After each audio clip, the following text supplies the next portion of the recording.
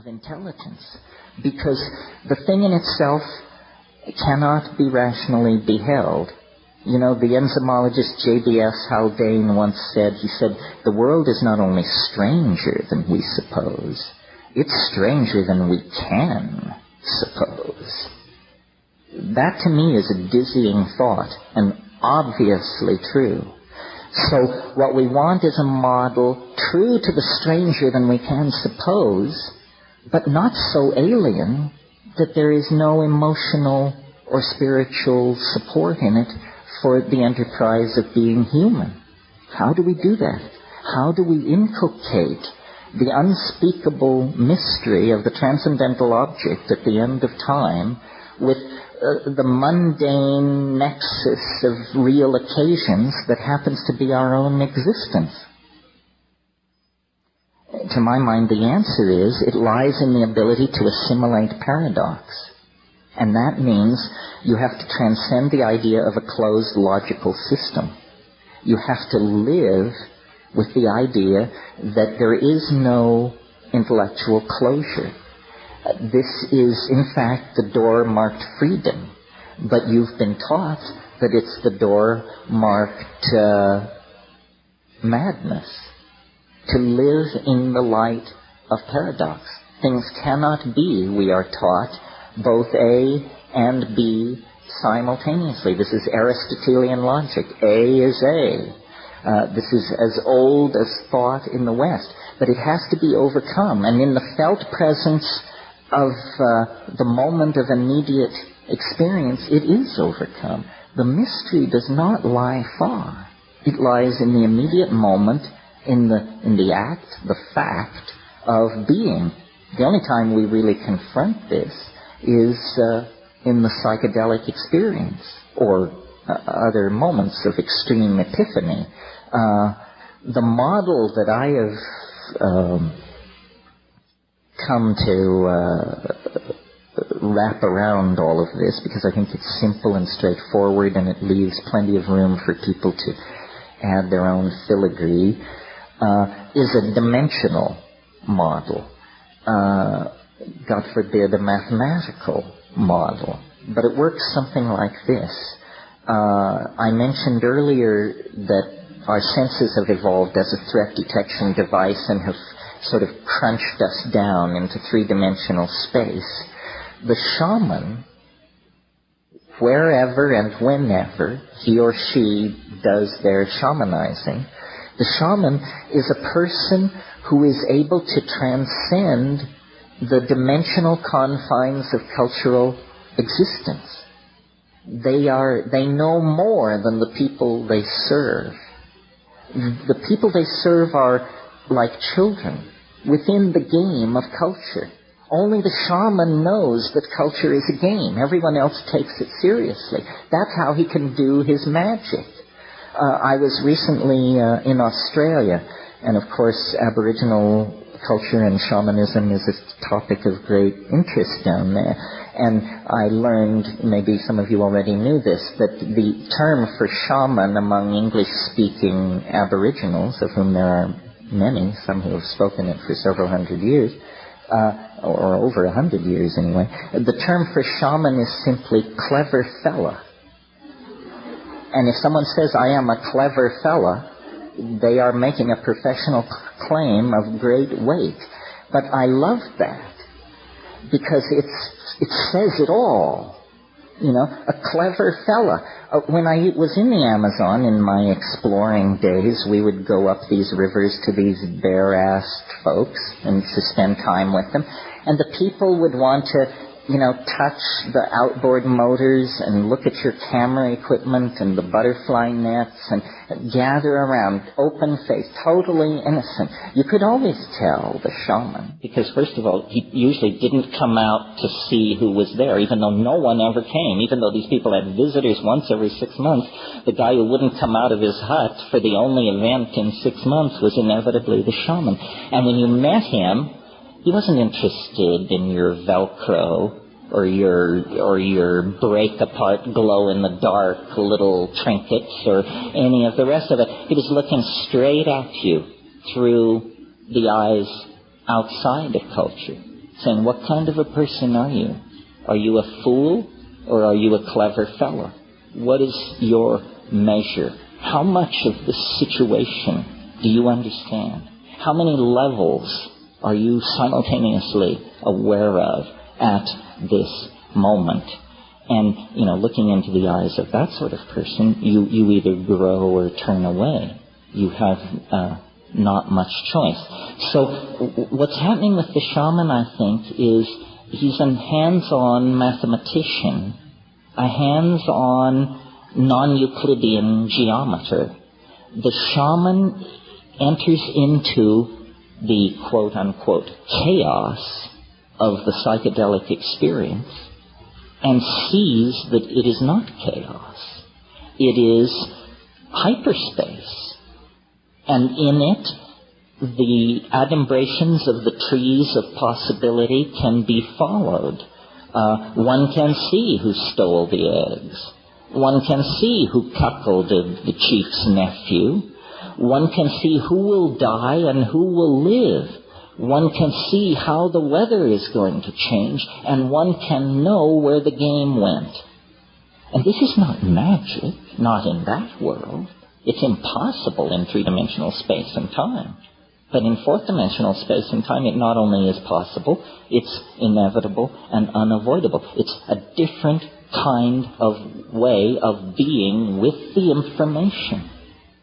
And, I'm sure many of you have your own psychedelic epiphanies that are as gripping and as fascinating as anything that has happened to me. Epiphanies that show that under certain circumstances, the ordinary boundaries of information, space, time, limitation are dissolved. And it may happen only for a moment. It may involve a curing with a laying on of hands.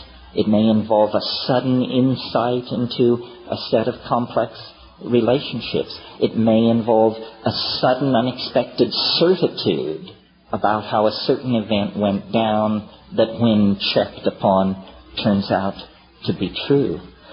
What we know about the world is defined by our culture.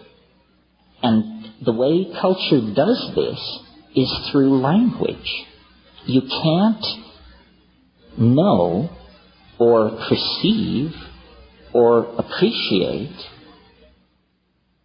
what cannot be brought in to the domain of language.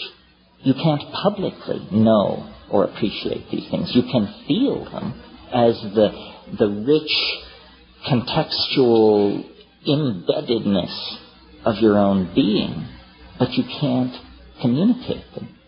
Sometimes when I read Marcel Proust, I come upon passages where the conveyance of the information, of the emotion, is so exquisitely subtle that I have the feeling, I know what he means. I felt this, but I never dreamed I would ever see it in print or have a thought about it that I could share with anyone else, because it is so subtle. So the challenge to all of us, I think, is not this one-dimensional chasing after of answers. This is a fool's game, but an actual stepping back to gain perspective and to realize, salvation is always available. It's in the moment. It's an act of understanding. It doesn't come down through a lineage. It doesn't come through a substance, an empowerment, a word. It comes through understanding. Salvation is an act of rational apprehension of some sort. And, I really believe that we are now in a relationship to the transcendental object at the end of time, such that the revelations are daily. The unfoldment, the connectivity, we can see light at the end of the tunnel. I've had long practice at this. I've been thinking like this since 1968, talking about it like this since 1980, but I never knew how it would come or what it would be. In the last few years, with the rise of a technological, a cultural artifact like the Internet, I now see how it will make its way into the world. We are building the nervous system of the human oversoul.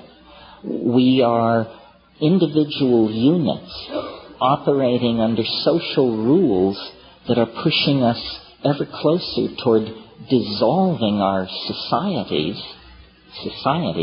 human groups run by rules, into telepathic collectivities of some sort. I mean, the chaos of the Internet is chaos only to the constipated order freaks of the Hobbesian sociological machine.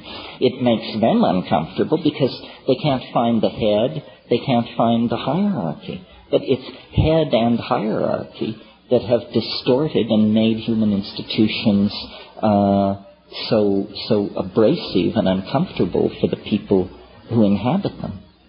So I really believe there is no contradiction between technology and the spirit.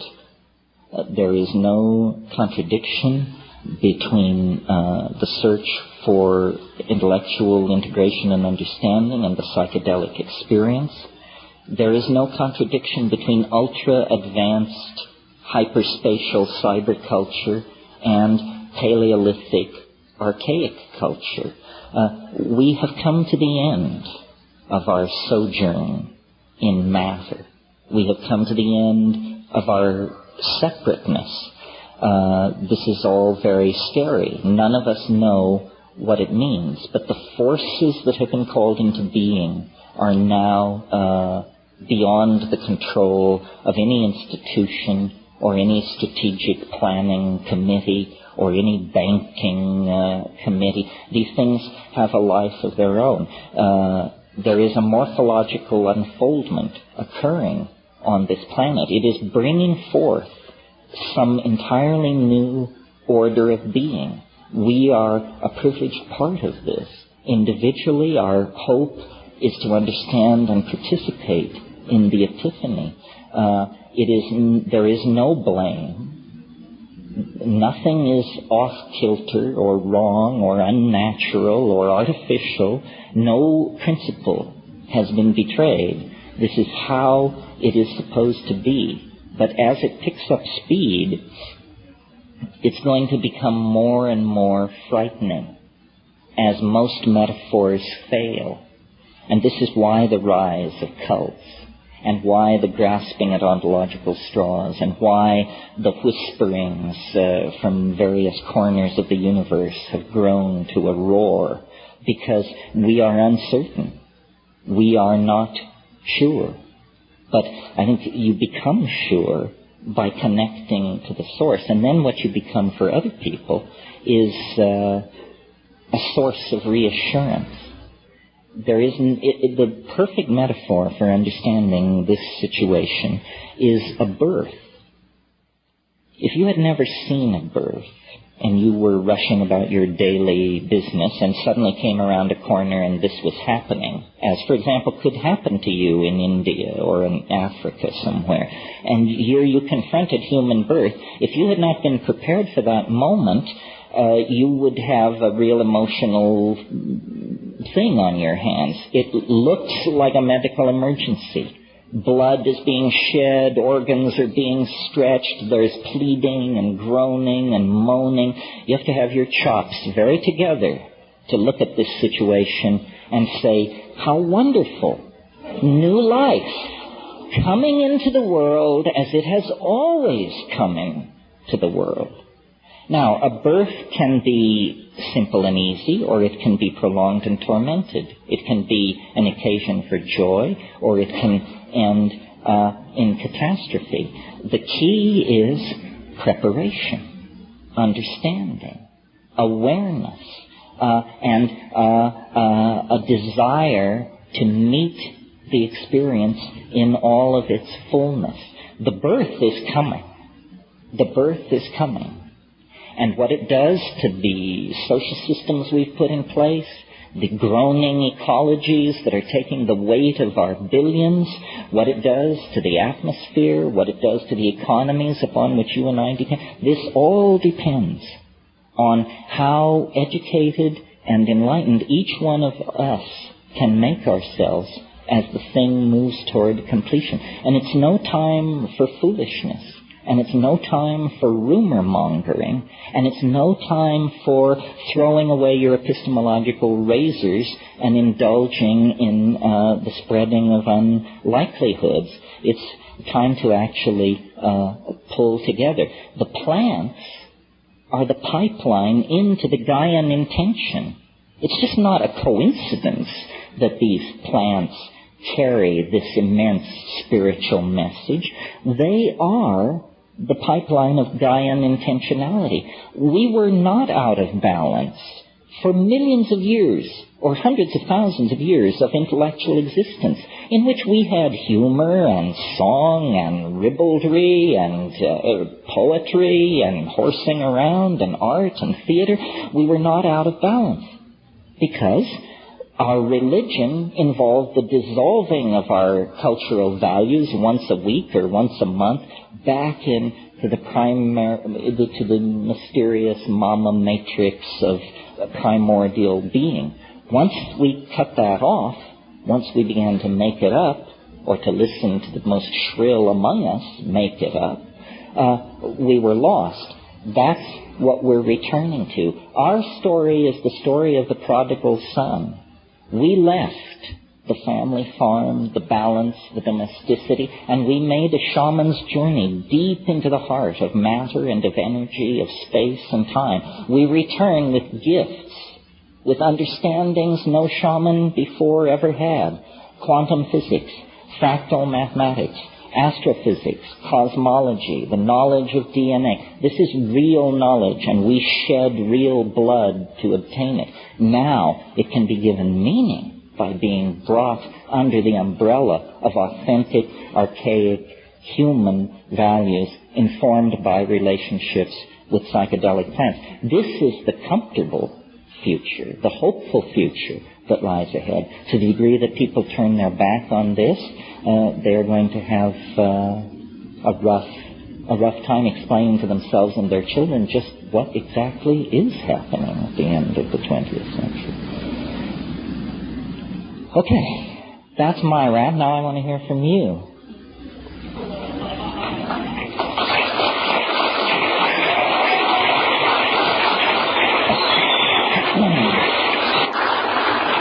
Thank you.